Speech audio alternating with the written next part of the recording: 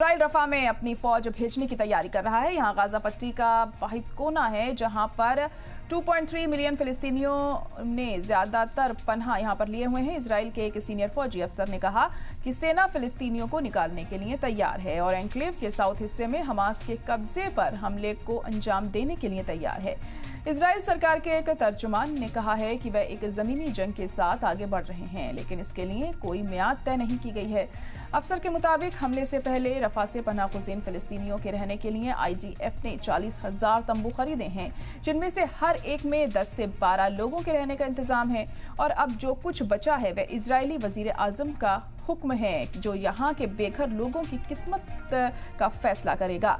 ये लोग फिर से नकली मकानी करने और महफूज मकाम तलाश करने की कोशिश कर रहे हैं। इजरायली जंगी तैयारों ने नॉर्थ गाजा पर हमला किया है। बुध को दूसरे दिन भी बीच लाहिया शहर में जबरदस्त गोलीबारी हुई और ये इजरायली फौज की तरफ से 4 जिलों के शहरियों को खतरनाक जंगी इलाका करार देने के एक दिन बाद आया है। तो रफा में अटैक पिछले काफी दिनों से तो चल ही रहा था, लेकिन अब और ज्यादा हालात यहाँ पर खराब होते हुए दिखाई दे रहे हैं। यहाँ पर लोगों को भी रेस्क्यू करने की कोशिश की जा रही है। और इस वक्त मेजर जनरल राजन कोचर जी हमारे साथ जुड़ चुके हैं। राजन जी, बहुत इस्तकबाल आपका हमारे खास प्रोग्राम में। अब देखिए, रफा में लगातार अटैक यहाँ पर जारी है और नेतन्याहू भी पीछे हटने को तैयार नहीं है। इजरायली जंगी तैयारों ने नॉर्थ गाजा पर भी हमला कर दिया है। अब किस तरफ ये जंग रुख ले रही है, क्या समझा जाए? हालात तो सुधरने का नाम ही नहीं ले रहे हैं राजन जी। देखिए, अगर आप गजा का एरिया देखें, ये 65 स्क्वायर किलोमीटर का एरिया है।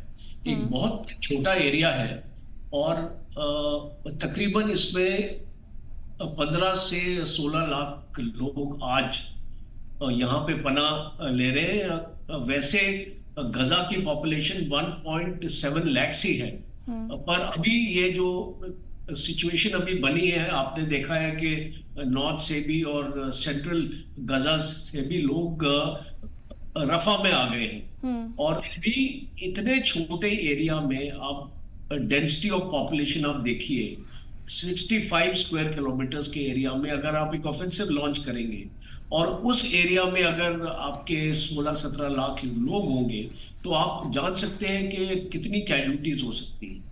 तो इसीलिए मुझे ऐसा लग रहा है कि अभी जो इजराइल है इतनी जल्दी ऑफेंसिव नहीं लॉन्च करने वाला है और वो एक प्लानिंग कर रहा है। मैं पढ़ रहा था इसके बारे में इजरायली न्यूज़पेपर में कि वो प्लानिंग इस तरीके से कर रहे हैं कि वो इस रफा को एक फेज वाइज अटैक करेंगे। मींस वो इस एरिया को 7-8 भाग में अपना डिवाइड करेंगे और एक फेज और एक पार्ट जो होगा रफा का, वो एक टाइम पे उसको करेंगे। कॉर्डन एंड सर्च करके ये ऑपरेशन किया जाएगा और फिर आगे बढ़ा जाएगा। बट जिस टाइप का ऑफेंसिव ये लॉन्च होगा, मुझे डर है, क्योंकि ये एक बिल्टअप एरिया में लड़ाई है।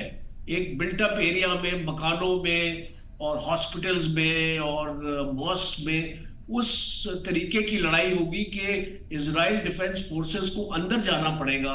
और जब हम बिल्टअप एरिया की लड़ाई की बात करते हैं, तो वो पहले उसको मूव करने से पहले उस एरिया को नष्ट किया जाता है, उसके ऊपर मिसाइल फायर या आर्टिलरी फायर लाई जाती है, उसके बाद ही इन्फेंट्री अंदर घुसती है।